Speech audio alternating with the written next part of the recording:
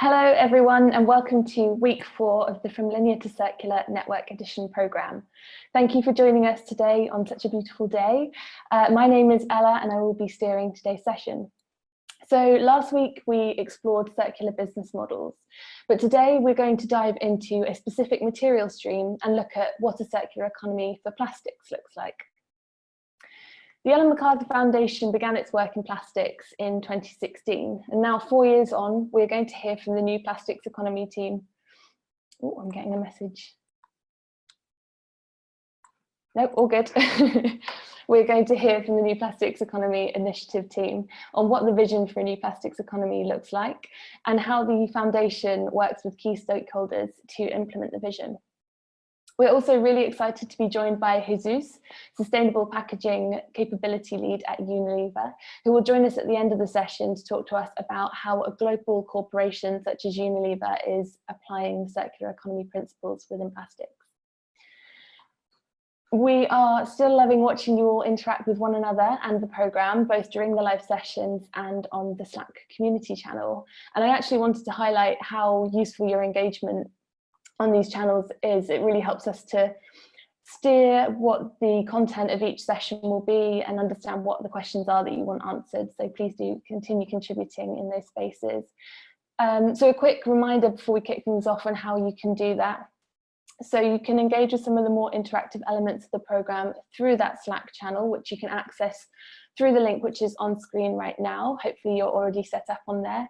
And as I mentioned last week, you can use this space to build channels, to start trios, and to find like-minded people or people with totally different perspectives to have conversations throughout your journey in the programme.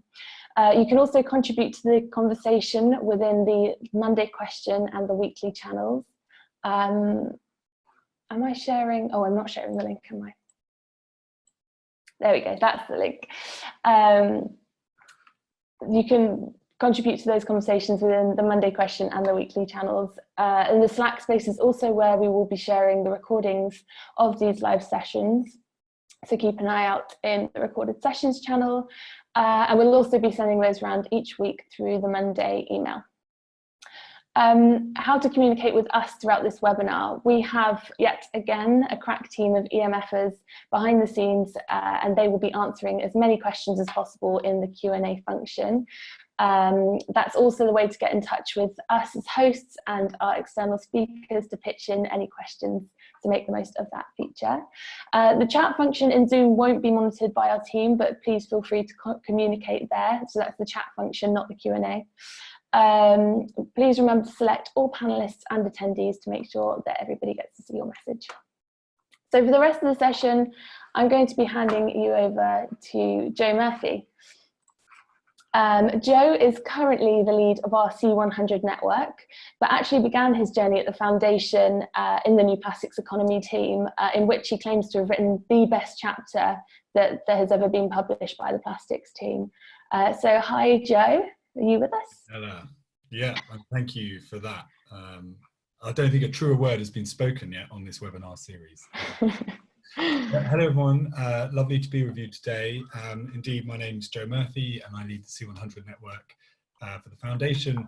I did join the foundation 5 years ago when we first put out the first New Plastics Economy report. And I can take credit for 2 chapters actually, which are reuse and substitution. And you know, I think it's fair to say that New Plastics Economy is kind of all been downhill since then. It definitely peaked in 2015. But enough of the in-jokes and banter.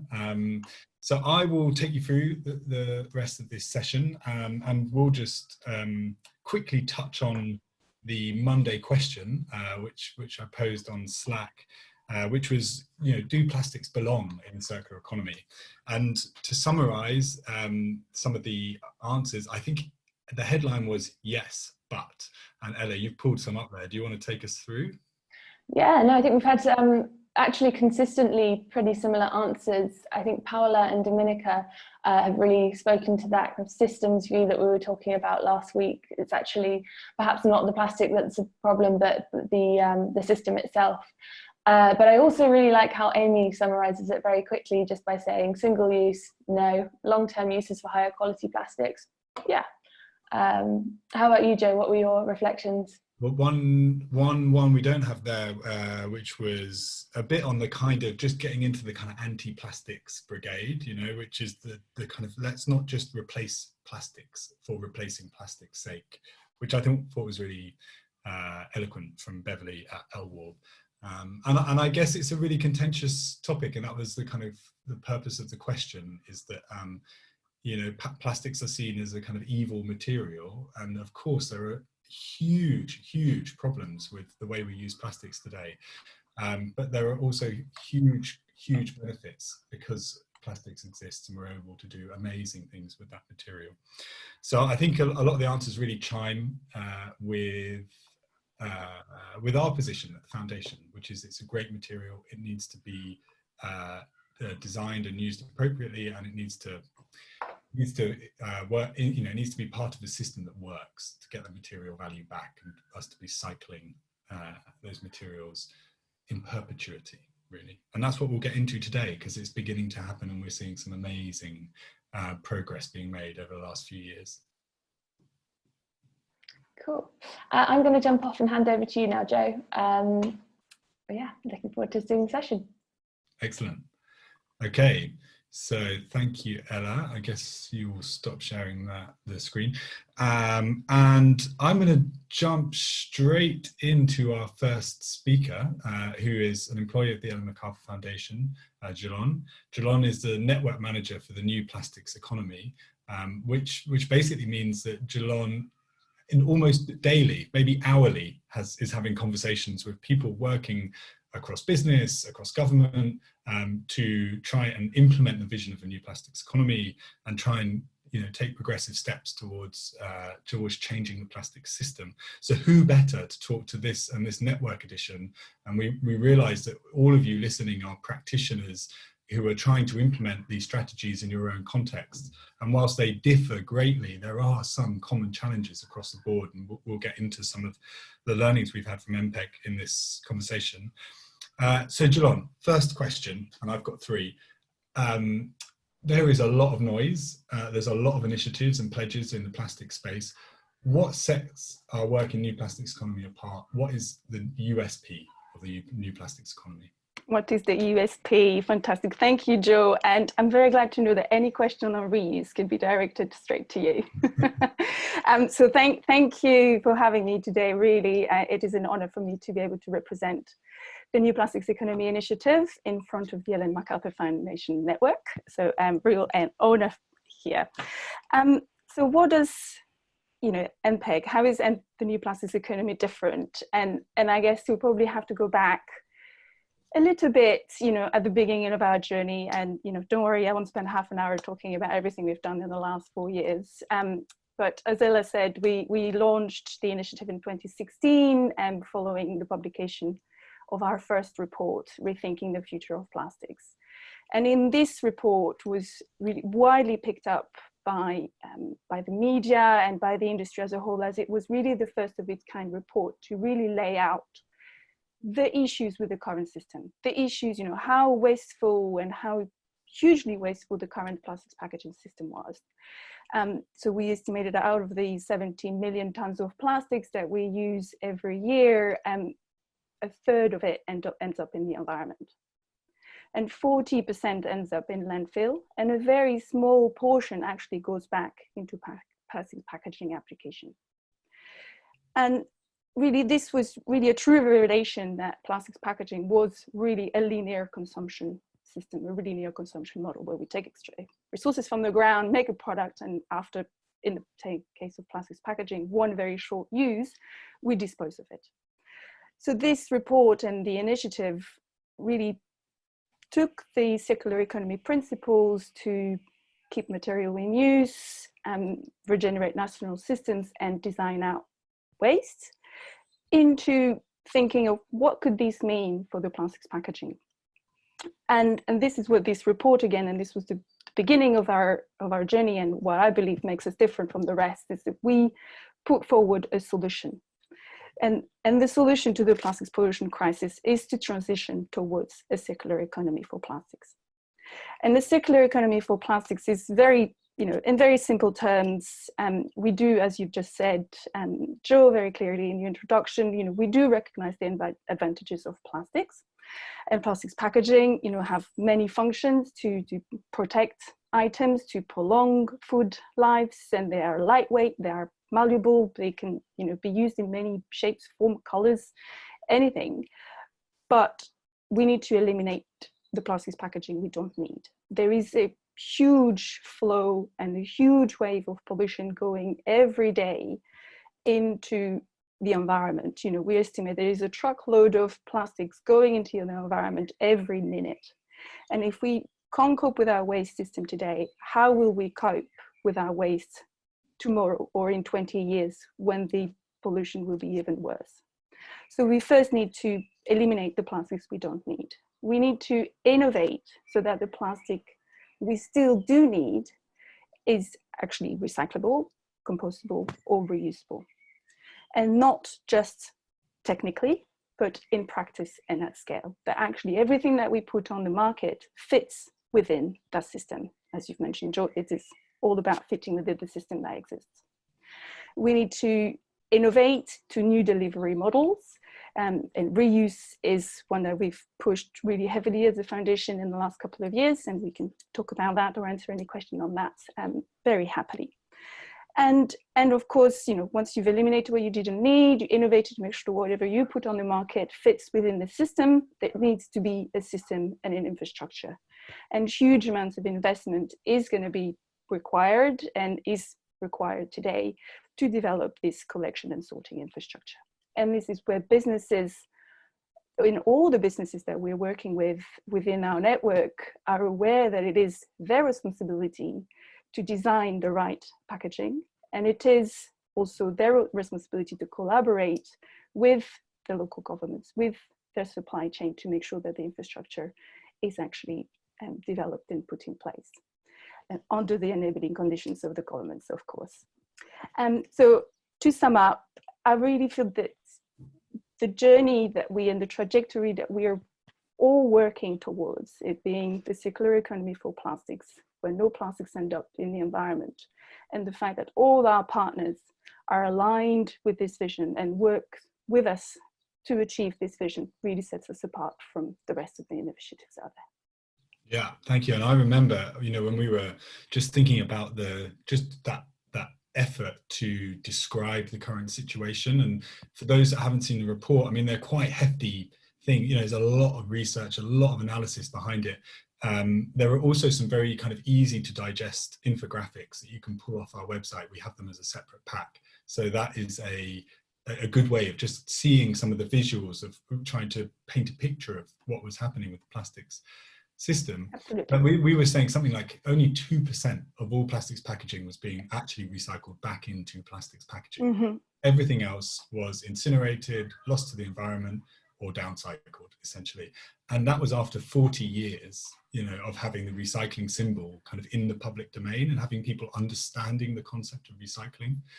And I think that the timing of that, it also just chimed. There was a huge pressure growing on and focus growing on plastics and plastics waste. And so there was definitely a great kind of right time, right place. And as you say, there was an answer, there was a vision, there was here's how we do it. It was more than just a kind of drawing a picture of what the circular economy for plastics would look like. There were some tangible steps. But of course, doing it is a completely another level of challenge. And we talk a lot about this need for kind of cross value chain collaboration. So you mentioned, the public-private dimension of that, but also connecting people who are designing the packaging to the waste companies who are trying to collect it at the other end of the pipe. Can you talk us through a little bit about how that actually works in practice, collaboration and innovation across the value chain? Yes, no, absolutely. And I would say collaboration is really at the heart of what we do, at the heart of the initiative, and at the heart of the MacArthur Foundation as a whole. And so there are many ways that organizations can engage, and we see three main ways, in the sense that we ensure collaboration. So one is, the member-led projects and the member-led initiatives and projects. So this really is very similar to the co-pros in the C100. We had a PIPROs, which is Pioneer Projects, where a partner of ours has a challenge, have an issue. They bring it to the table and they mention, we have an issue with food packaging, recycled content for food packaging. And we need to come up with a solution that secures our supply for this. And this is one of the great examples of the PIPROs that we've been working on, where one of the organizations we were working with put together a consortium of 25 other brands and retailers, and they went out and talked to technology providers, recyclers, that at first were within our network, but then were also outside of that network, to scope the project, pilot and develop, and now are actually scaling this solution. And so there are many, and many of you in the room and on the call, about 360 of you, have your own individual challenging, your own packaging portfolio, your own issues that you are trying to deal. And there is certainly another person on the call that has a similar issue. So it's how, as an initiative, can we, in a sense, convene and match make your issues for you to take it away and find a solution to that problem. And another way to engage with the rest of the industry and collaborate across is really to engage with the other initiatives. You've mentioned, Joe, that this space is quite crowded, and it's true, but it is also a huge issue that we all face. And I think it's great that there are so many initiatives out there that ultimately work with exactly the same goals as we are, which is to take plastics pollution out of the environment. So we very regularly, check in and catch up with these, the Consumer Goods Forum, WWF, the Mineru Foundation, the Pew Charitable Trusts, any of the other organizations out there. We're working together to align on, what are our needs, what does the plastic packaging industry need, and then align our work stream against that. And then, of course, the last but not least way that I thought about collaboration is through the actual programs of the initiatives. So we have at the moment 3 programs running, and the Plastics Pact Network program, and the Global Commitment program, and our Innovation program. And all together we capture around 850 organizations who have all endorsed the common vision for the circular economy for plastics, and have all made commitments to work towards achieving it. And this is around elimination, around reuse, around rethinking, around redesigning their packaging. So all, really aligning. And this is really a pretty strong and a very powerful message we find as we go into external meetings and half the people around the room have endorsed the vision or know the foundation, and they're all working towards the same goal. It really creates a different energy in the room in terms of the exchange and the quality of the discussion. So I think I'm going to stop there.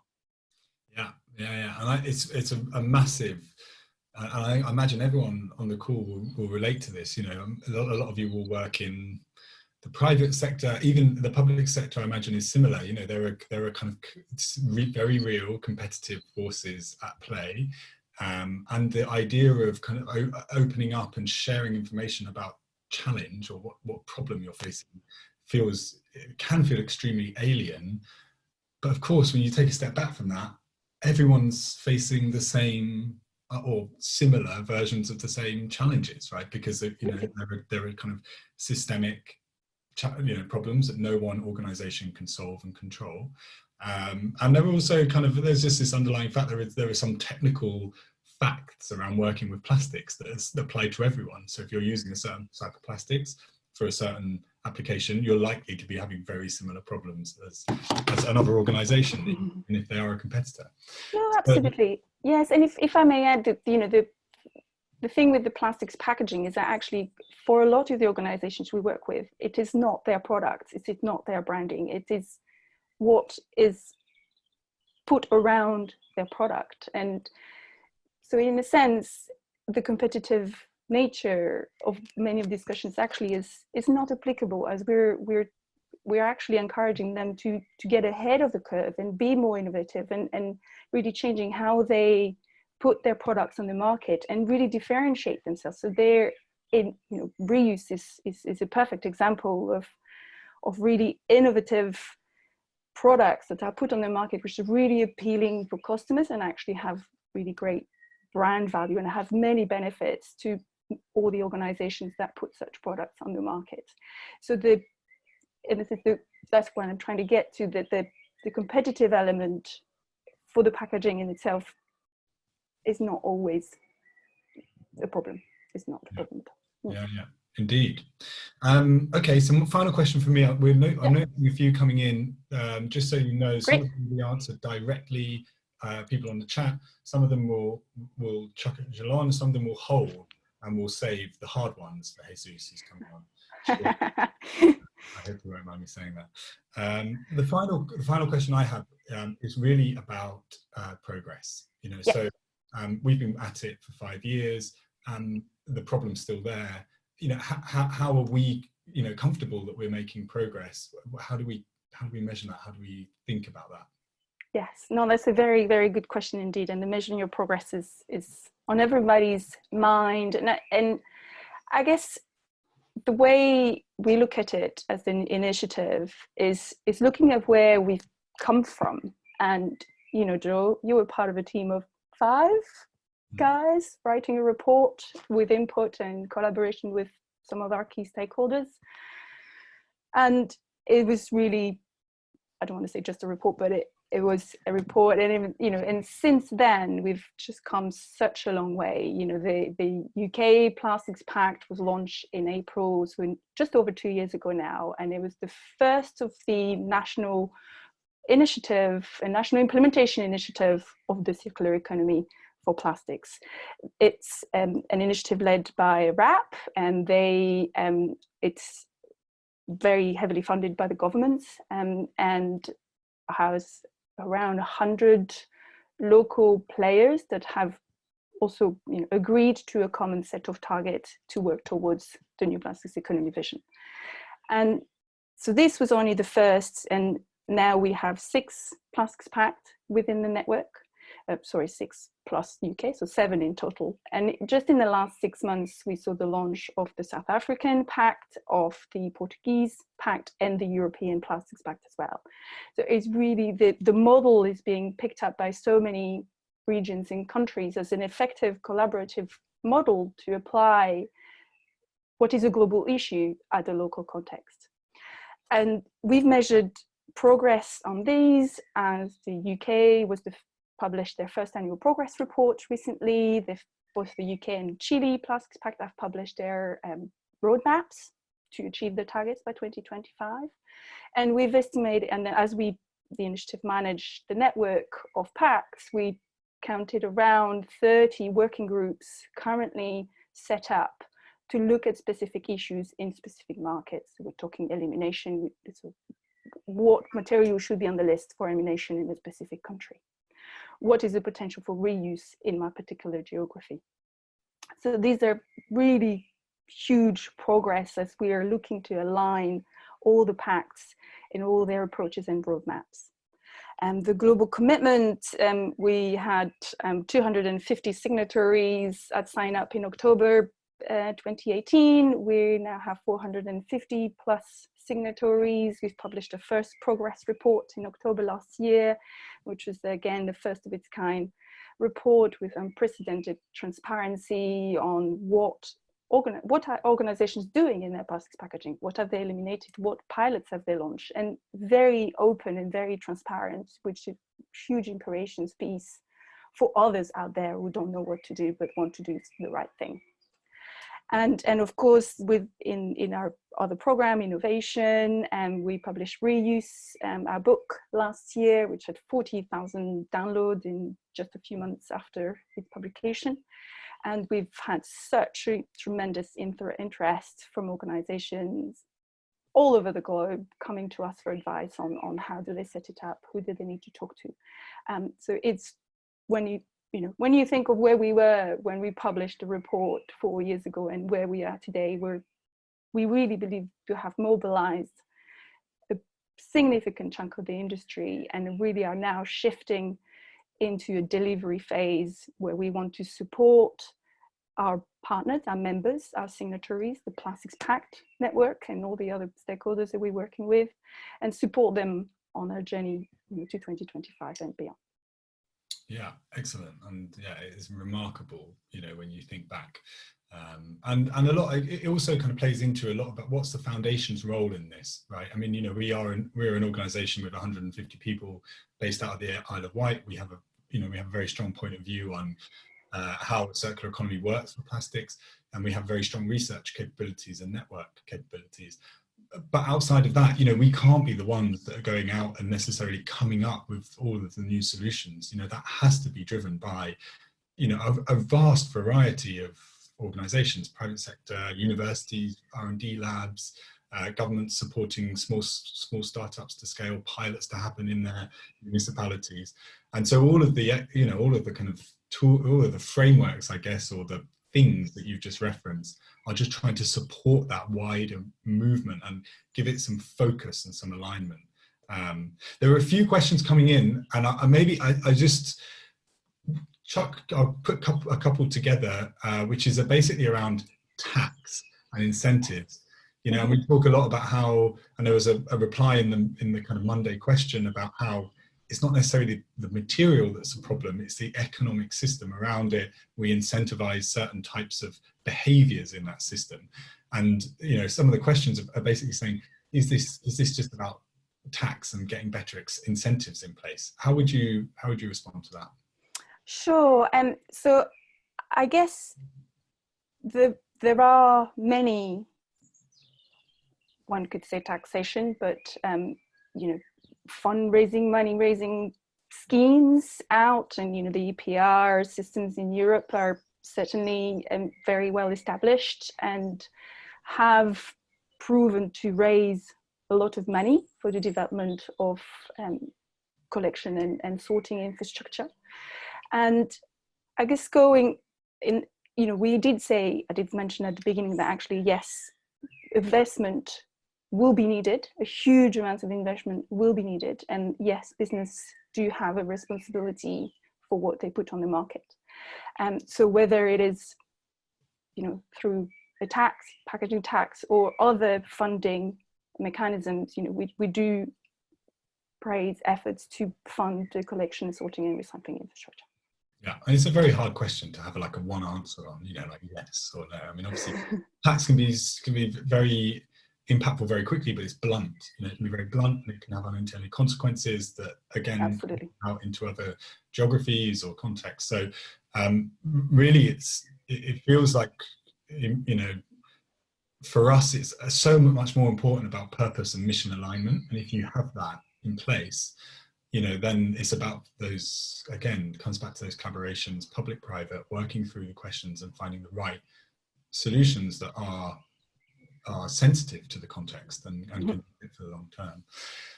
Jalon, thank you. Yes. You're off the hook. Am I already? Great.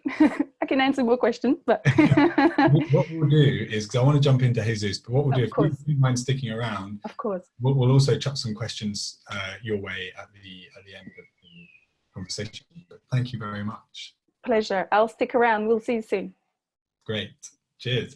And Jesus, are you able to unmute and turn your video on? How's our tech setup working? I can't quite see you yet. Otherwise, we're going to have to head back. I think I can now. There we go. My video, yes, as well. Great. Hi. Hello. Nice to meet you properly. I guess we've spoken a few times. So Jesus, first of all, thank you so much for joining us. Thank you for inviting us. It's a great pleasure, and you know, we're really excited actually just to get into this with you, because Unilever is doing so much in this space, yeah, I think to be able to share some of that experience and with the network, and again, all people in similar positions to you, albeit in very different roles, different contexts, grappling with there will be some shared learnings, I'm sure, that we can kind of extract from this. Well, hopefully I'll do my best. No pressure. So you run us through a little bit of the Unilever approach, and then we'll just jump into questions. Yeah, sure. Perfect. So I sent, a couple of slides. Yeah, here we go. So yes, first I'm going to talk a bit of how Unilever globally is attaching, or what is our goal in terms of circular economy and plastics. And then I'm going to talk a bit more how we are translating this into what I really know, that is the division that I'm part of, that is the Foods and Refreshment division. That is where we use some of our plastics. That is, it's a bit different of the HPPC division because of the food grade and so on. So, but let's start first with the Unilever ambition. So if you can move to the next one, please. Yeah, the next one. So this is the purpose that we have as a company. So and it's to make sustainable living commonplace. What we're saying, what we're meaning by this is that we're putting sustainable living at the heart of everything that we do. And of course, packaging is one of the things that we do. And right now it's one of our biggest worries, because everybody knows what is happening around plastics, around waste, and we want to do the right thing, right? So if we move to the next one, please. Yeah, so we are really concerned about what is happening with plastic in the environment. We are so concerned and we are so worried about this that we have made some commitments, some external commitments last year about plastic and about the use of plastic in our packaging. So the first of that commitment is that we are going to reduce to half the amount of virgin plastic that we use in Unilever globally. And we're going to do that in between two ways, or in two different ways. One is using more PCR, and the other one is reducing 100,000 tons from absolute plastic. So the total plastic that Unilever uses is going to be reduced in 1,000 tons. Then the second one, this is something that we shared a couple of years ago or 3 years ago. That is that all of our plastic packaging is going to be reusable, recyclable, or compostable. So that is still, of course, one of our targets. And then the other new one is that we're going to collect and process more plastic than the one that we put on the market, than the one that we sell. And we're going to do that in 3 different ways that you can see there in the slide. So basically, with investment and partnership, and buying and using PCR, and of course with the EPR, the taxes that we've been talking before in the call today. So you can move to the next one, please. So how are we landing this into the project that we have, into the actual packaging that we have in Foods and Refreshment, and basically is doing it with this mentality about using less plastic, better plastic, and no plastic, because the first question that we've been discussing, Joe, is does make sense to have plastic, or is plastic that has to play a place in the circular economy? And again, I completely agree with what you were saying, that yes, but it depends, right? So that is what we're trying to do with this depends. So if you can go to the next one, please. So if we focus first on the no and less plastics, I just wanted to flag 4 areas in where we're working on.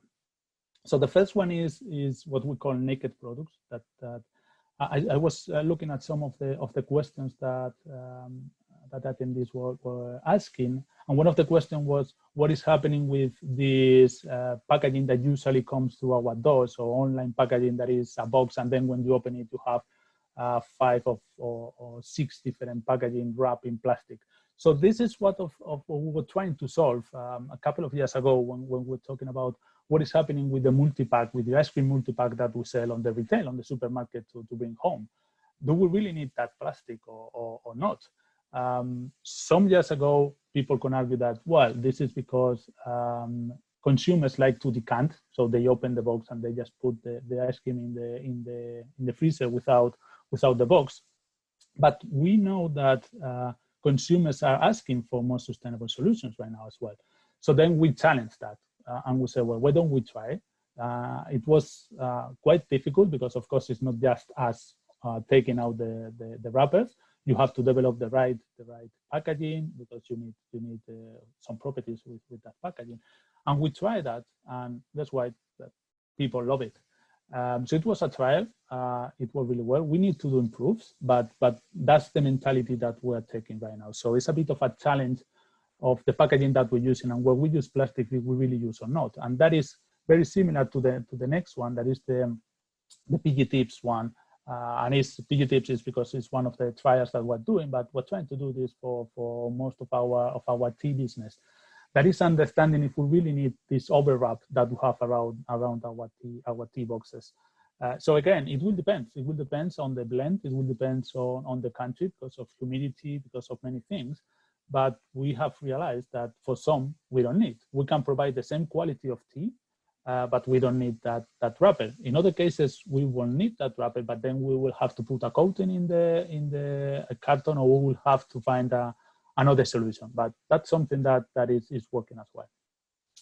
And then the next one, the one that you see there with the carton, this is an Italy example. This was basically, well, in Cartedor, most of our packaging is made out of 100% plastic. So everything was rigid plastic, some transparent, some not. Why are we really using plastic? It's because our consumers like it in plastic, or it's because we are used to sell ice cream in plastic. So understanding a bit as well what is the concern about our consumers on sustainability, we are moving some of our ice cream tubs into a paper-based tub. So we have already some brands in paper. We have Reyes, we have Ben & Jerry's, and it's working really well. So we tried this with some brands, and it's working really well. But we are going one step ahead, and we said, well, we're moving to something that is recyclable. Of course, it still needs to be recyclable, but why not we try that it also is going to be compostable, just in case it ends in the wrong place, or we can diversify the end of life of our packaging. And that's what we achieve with that Cartedor ice cream tub that we have there. And then the last one is about refill systems or reuse or changing the system and doing things completely different. Of course, this is a bigger challenge, but this is what we really think is the future of packaging. So we are starting to do some trials around how we can provide the right refill systems, and it will be in-home refill so that you can order the refill home. It can be in-store refill, so you can go like this one example that we're trying with Nor, that you go to the supermarket and you can refill it. So there's plenty of options, or many options that we were trying to trial and to understand how we can make this work. So you can go to the next one, please. Jesus, just before you skip on from that, sure. I don't know if you mind answering, but there's been a bunch of questions about COVID-19 and implications on reuse. Are you seeing an impact of people maybe wanting to be a bit more hygienic or concerned? Well, I guess the first impact that we have is about time, is because it's delaying things. We have all of our pilots stopped right now. The pilots that we had live, because of course the retail is stopping those. But we need to understand as well that in everything that we are going to do in that space of the new systems of the refill, we need to provide the same safety that we have with the single-use packaging. So in terms of what Unilever is doing, we are 100% sure that we're going to provide the same quality and the same safety packaging. But it's true that it's going to, or we see a bit of concern of consumers. And that's a different thing. So how are we going to manage the consumers' concern about this? So of course, we need to be transparent.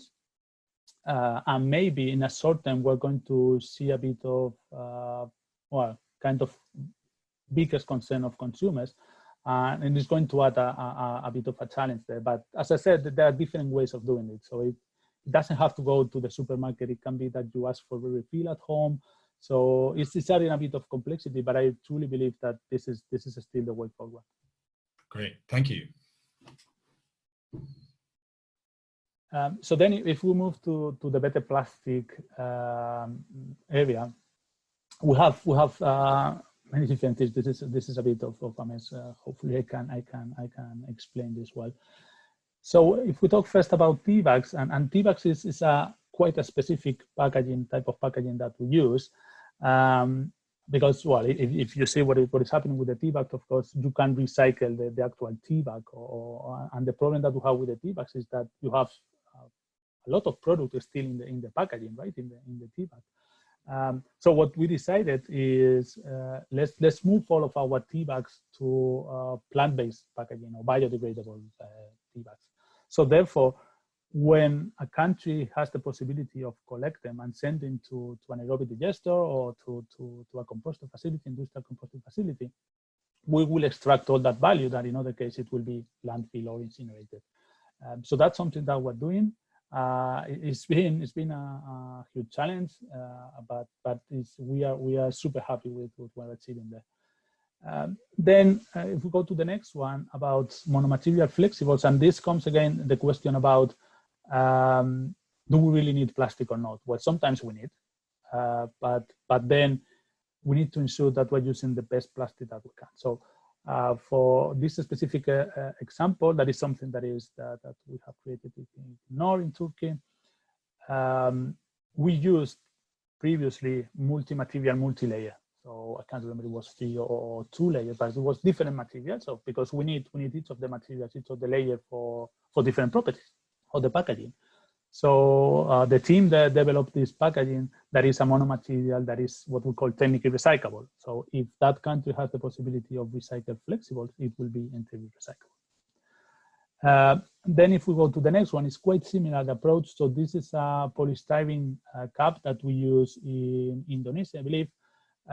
So we know about polystyrene. There are some countries that say that they can recycle, but it's not widely recyclable. So we say, well, if we really need plastic, let's use plastic, but let's use a plastic that we are sure that it's going to be widely recyclable. So PP, PET, or in this case is PP. And if not, let's move to a paper-based. And then the last two that you see that on the bottom is about using PCR, using recycled plastic. So I also saw one of the questions talking about do we have to put virgin plastic every time that we use recycled plastic? And that's true, but it's important to differentiate between mechanical recycling and chemical recycling, or molecular recycling, or however you want to call it. So for the first one, for PET, yeah, we have to, but it's still better than using virgin plastic, right? And then for chemical recycling, this is still a technology that is in development. It has to improve a bit, but it's amazing. So it's just, they are taking the plastic that usually can't be recycled any other way. They are converting it back into the polymer, into the monomers, and they are creating, again, PP, PET, or whatever you want to use. So we have our commitment of continue using and use more PCR, and we are not focusing only about the easy part that, let's say, is PET, but we're doing on PP food grade. That is the difficult part, of course. So. Sorry to jump in again, Yes, sure. but there's another question that has been popped up a few times. It came up on the Slack before the session, which was just around current oil price impact on virgin plastics. You know, because it's so low, does it make actually using 100% recycled plastics in your packaging? How are you navigating that scenario at the moment? Well, actually, it's a really good question, because it's making things more complex when we talk with marketing and with different people in the business. This is something that we need to explain as well.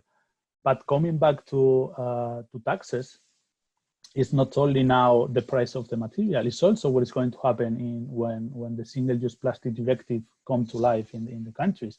We know that now in UK, they are saying that you will need to have at least 30% PCR in order to not be taxed on that new plastic law that they're going to include. So yes, it's that question, but also it's about, are we really want to do the right thing or not? So yes, and we are talking about the plastic or the packaging price, right? It's not impacting sometimes everything, but it's true that going to recycled plastic is going to increase the price. But it's not only happening with recycled plastic, also happen when you move to new materials, when you move to paper-based packaging sometimes. So it's a matter as well of what we really think that is the future of packaging, and what part do you want to play in that conversation into conversation to a more sustainable packaging. Great, thank you. That reminds me of a comment that came up last week on the webinar, which was the kind of cost of inaction argument. Absolutely. Now is becoming ever more real, and you can substantiate it with, extended producer responsibility schemes or those tax hikes that, on the 50% example that you mentioned. So, thank you.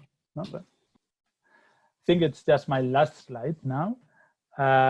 Yes. So again, I think, Joe, it was one of the comments that we can do this just by our own. So that's why it's amazing that what we're doing with the MacArthur Foundation, what it's doing, because the challenge is so huge that just a company or just one part of the chain is not going to be able to do this.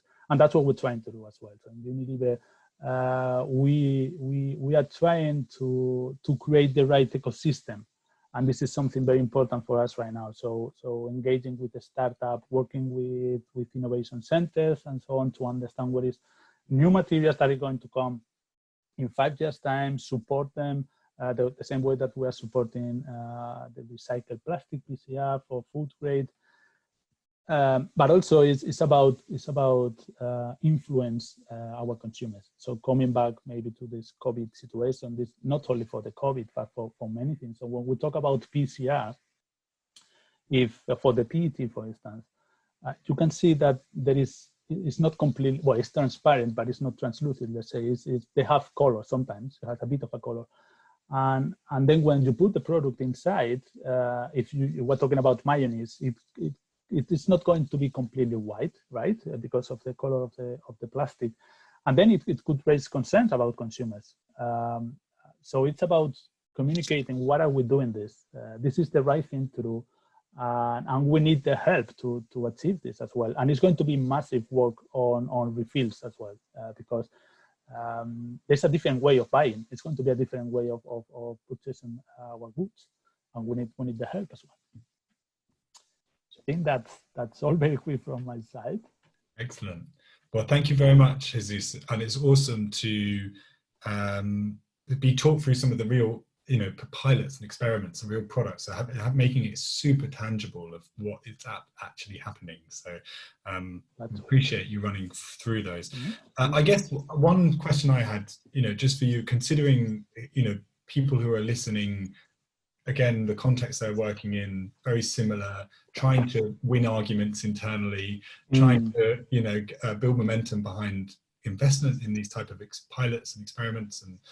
And what would be, if you could say your 3 top tips, based on your experience of trying to push this agenda in Unilever, you could share with this group? Sure. So I guess the first one is about thinking differently, thinking in a different way. So continue doing the same thing that we've been doing. Of course, it's a nice way to continue lightweight in our packaging, and we will do that. But that's not enough. So we need to start thinking out of the box, and we need to start trying things. And that maybe is linked to the second tip, that is about experimenting. It's about being alert or understand what could be the unintended consequences of the things that we do. Sometimes new materials, we don't really know new materials that suppliers can provide. Do we know if it's going to create microplastics? Do we know if the CO2 emissions are going to be much, much higher? So we need to understand that as well, and to have real data of not trying to create a problem or trying to solve a problem and create a new one. Right? And maybe the last one will be about what I was talking about, the ecosystems, and bringing a different way of a redesigning of the system. So thinking of a system, not thinking just of a packaging, but how are you going to influence that system? And for that, it's important to create your own ecosystem of different players that are going to help you to achieve the goals that you want. Okay, so think differently, experiment, and get the data. So make sure it's, you know, unintended consequences are captured and understood, and think of the system. Yeah.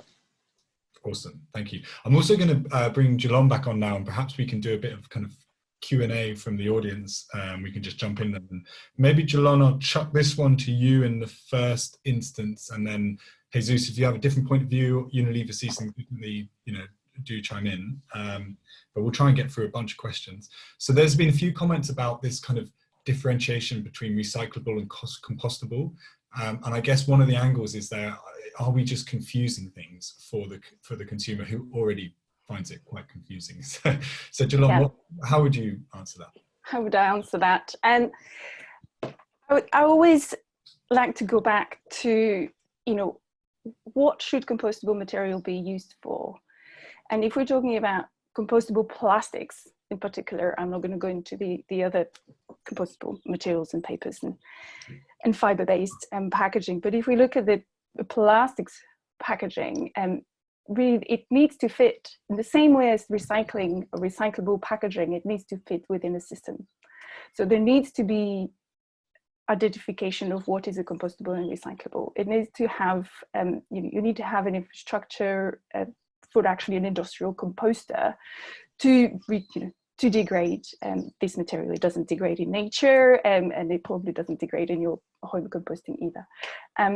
So in terms of kind of what compostable packaging should be used for, in our view as the New Plastics Economy Initiative, is that it really is for specific targeted applications, where, for example, a little label on the fruit, where it's likely to go into the food waste bin, should you have one in your home, and then it will then go straight into industrial waste composting facilities, and then it doesn't contaminate your other plastic packaging stream. So my advice, maybe not on a consumer point of view, this is not really our area of expertise, we focus and work with the industry, would be to really think, before you switch your plastics packaging to a compostable packaging, think of what will happen to it afterwards. Is this really the right use? Am I just switching over my bag into a compostable bag because compostable bag sounds better, but actually doesn't get composted in practice and does indeed confuse the consumer? Cool. Jesus, would you add to that? I mean, one question I have for Unilever, right, is, so that sounds common sense, sensible, straightforward, but when you have, you know, the range of products being sold in, you know, globally to so many customers every day, how do you actually navigate being able to make decisions that are that agile in a way that, you know, a certain product ends up in a certain home, you know, which has the industrial composting infrastructure? And I guess we should caveat all of this with that infrastructure is still being built and being mobilized across the world. So, you know, there's a bit of a walk before we can run here, and let's not shoot down good ideas just because, you know, we haven't got the infrastructure in place. But Jesus, how do you at Unilever manage just that volume and complexity? Oh, it looks like you're on mute. So there's a bottom left, there's a little. Now, yeah, sorry. So I mean, I completely agree with what you guys are saying. So, it's that global thing is adding a lot of complexity on this, because sometimes when we talk about compostability, it depends a lot on the country. But for us, what we're doing is, a part of finding what is the right material, is also working and doing an advocacy with those countries. So when that country doesn't have food waste collection, for instance, can we help them to do that? So we did that many years ago in UK to have more food waste to collect our tea bags, and that's something that we're doing. But again, what we really don't want to do is to put something on the market that is non-recyclable in that country or is not compostable in that country. And of course, we're not going to communicate that it's compostable if in that country people can't compost. Yeah, so it's about being transparent of what you really can and what you can't. Yeah, and great. So there's another question for you, Jesus, which is about the kind of the cost benefit dynamic. So I guess there's an assumption in this question that all of the initiatives you're driving are more expensive and therefore require, support from senior leadership, executive, shareholder support because they're hitting the bottom line. Is that true? Are they always more expensive? Are there kind of revenue upsides to some of these examples? And even in the case that they are more expensive, how do you navigate that kind of challenge internally of this is going to cost us a bit more? Yeah, so another good question and a difficult one. So I guess the two things. That the first one is that I'm very lucky working on the company in Unilever because this is coming from the CEO. So with the former CEO that we had, the new one that we have, both of them really believe on this. So then it's making my life easier and my boss's lives and so on. But also it's about making the right business case. So of course, if you go to the director or line managers and ask them, can we spend more money on the packaging because it's recyclable or it's compostable? I don't know what they're going to say, but if you have the right business case behind, then it's going to make sense. So you have, what are the savings that you're going to have? What is the consumer asking for you? How are you going to communicate? What are the claims that you're going to be able to use? So then the business case is going to be bigger and it's going to be sharper. But as I said, it's important, of course, that your company believes in that. And it's good that you're trying to lead things sometimes. And maybe sometimes you have to try it. Yeah. And I guess, in my relatively short experience of working at the foundation, working with many people like you who are, championing these efforts within the companies that we work with, over that time, we're seeing so much more momentum behind these individuals. Are getting so much more support, so much more profile, because it is on the CEO agenda, of most progressive businesses, really, who are about what's their license to operate going to be in 20, 30 years' time. So that's it from me. I'm going to hand back over to Ella, who I think has some kind of final questions for you both. I won't give you a clue. We'll leave you on the hook. But thank you from me, and Ella, over to you. Thank you. I just wondered if Jesus and Jelon, you could answer a nice, easy question just before we close out the session, which is, if the participants viewing today were to take one thing from this session, what would you want that to be? Jesus, if you'd like to go first. Nice easy one. Yeah, so I would say that is try new things. Everybody that is here and more people are in this journey together. We don't know how to do things properly. We are learning. Everybody's learning about new ways of selling our products. But if you don't try, you're not going to learn and you're not going to improve. So if the first time that you try something is not exactly what you expect, just try and you will improve. But you need to have that first step of thinking out of the box and start doing it. Thank you. Really nice takeaway. And Jelon? Great. I was also going to say try new things, so I'm going to say something else. No, I would say for any of you listening, any organizations who haven't done your plastics packaging assessment and you don't yet know what you actually are using, please do. It's a great exercise. You might find actually there's a lot of excessive packaging that you don't need, that some quick wins, and then really empower your design teams. They find it really exciting to rethink how can we design our packaging better to fit within the system. Cool, thank you. Both really good takeaways, and thank you both for your insights. I've also found them very useful, so I'm sure that the participants have as well. Final couple of points.